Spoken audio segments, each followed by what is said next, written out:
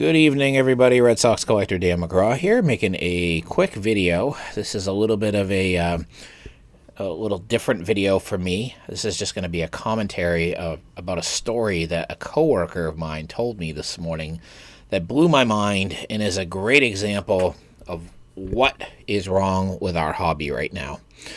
And it was quite eye-opening. Not terribly surprising based on what's happening in the hobby right now, but kind of scary considering the parties involved. Obviously, I'm not going to use any names here, but this gentleman is a coworker of mine. He's actually the gentleman that bought me the Fred Lynn autographed baseball for Christmas.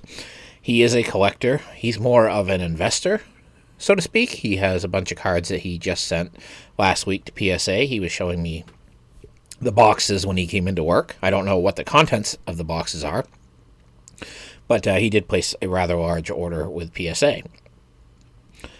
He is a more of an investor than a collector. He'll buy things and kind of put them away and see what they've done. And he's not a bandwagon jumper. He's been doing this for years, and he has some pretty cool stuff. And again, that's what he was sending to PSA.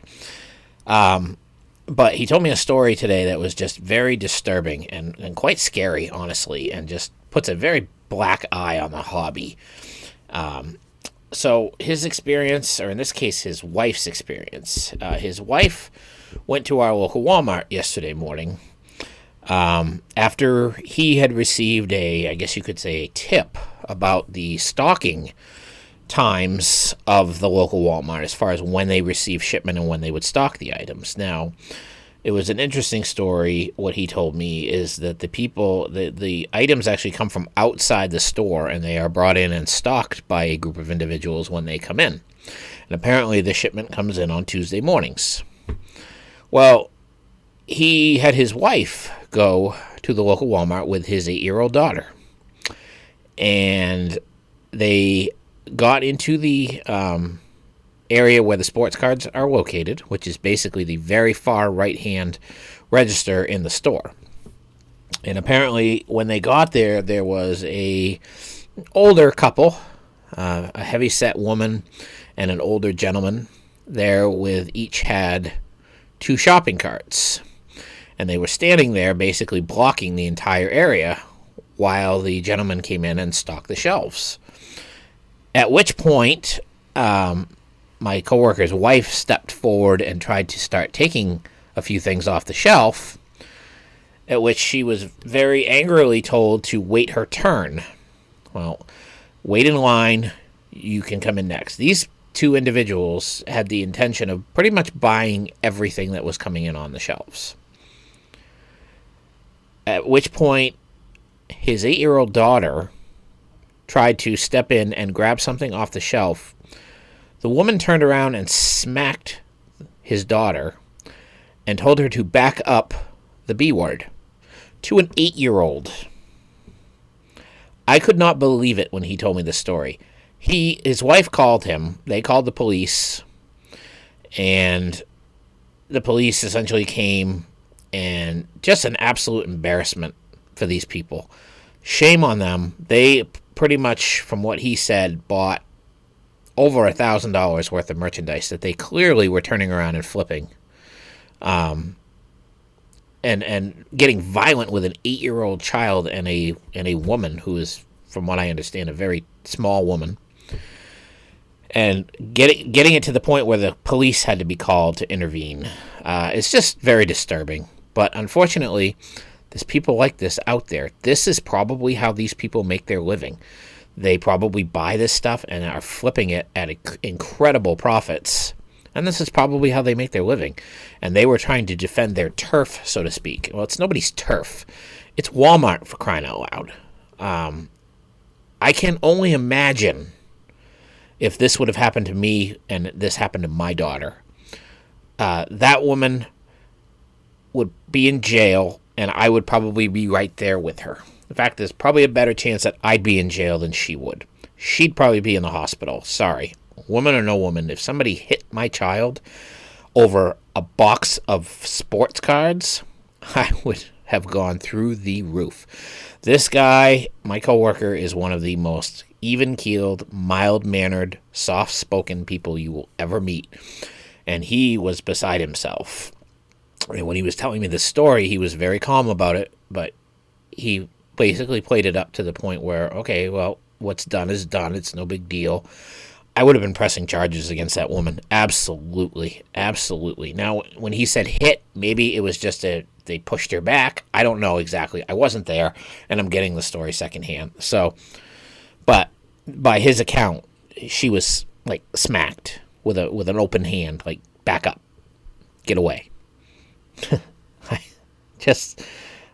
I was so sad at that point for his daughter and for his wife to have to go through something like that, just in an effort to buy a box or a couple boxes of sports cards. That is a very big black eye on our hobby. People like this, I don't even know what else to say about it. It angers me thinking about it happening to somebody I know. And again, if it happened to me and it was my daughter involved, somebody would be in jail. And again, it would probably be me, because I probably would not have reacted very well. I wanted to share that with people because I know that everybody's having a hard time finding stuff in stores because of people like this. Now, I haven't ever heard any other stories about violence erupting because of this. But here in little old Maine, you wouldn't think this kind of thing would happen. But it's a shame that this woman, supposedly banned from the store now for a year by the police, who aren't going to be able to police it, let's face it. And the 70-year-old people greeter at the door is not going to know who she is when she walks in the door with the husband again next week at the same time to do the same thing. And whose child will it be next week at this time? And what adult will it be next week at this time? People like that are what take the fun out of the hobby. It's crazy. And, I don't go to Walmart and Target. I don't stalk the stalkers of the shelf to try to find product, because I just don't buy stuff like that. I just don't do it.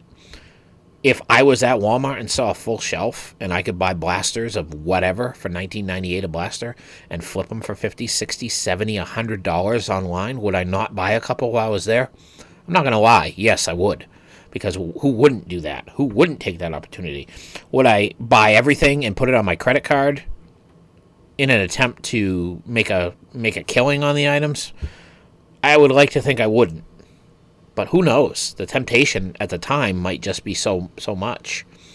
But I don't do that. I don't go to Walmart and Target looking for product. I know a lot of you do, and that's fine, because if you don't have a local card store, that's an affordable way, if you can find them, to get blaster boxes and get cards in your hands. And that's what it's all about for collecting and collectors. But to have to do it that way and to have to experience something like that, I feel for him, and I feel for anybody else who's ever had to deal with anything like this, because it really goes to show what the hobby has become to some people. It will never get to that point for me. I mean, again, my focused collection will always be a hobby to me. It will never be a business. It will never be an investment. And it's a shame that the true collectors out there can't get their hands on product because of people like this. So I wanted to share that story. Makes me really sad. Makes me not want to go and try to find cards, because is the other person who's there thinking I'm going to do that same kind of thing, which I wouldn't. I would never do that. It just shows the level of greed that there is from some people. And it's too bad, because nothing really is going to get done about it. And I hope that his family doesn't ever have to experience something like that again. And I hope nobody else out there ever has to experience or deal with something like that, because that would be it for me, because I'd be in jail. I'm not going to sugarcoat it. I don't have tolerance for stuff like that. So, especially if it involved my daughter. And any of you who have kids, I'm sure feel the same way. So, that's it. I'm going to end this video now. Don't have any mail to show. I just wanted to tell that story. And, yeah, not a great video, but I know it'll hit home for some people, and if anybody else has had similar experiences, feel free to share them in the comments. But yeah, definitely a an eye opener for sure. So that's all for tonight. Everybody, take care.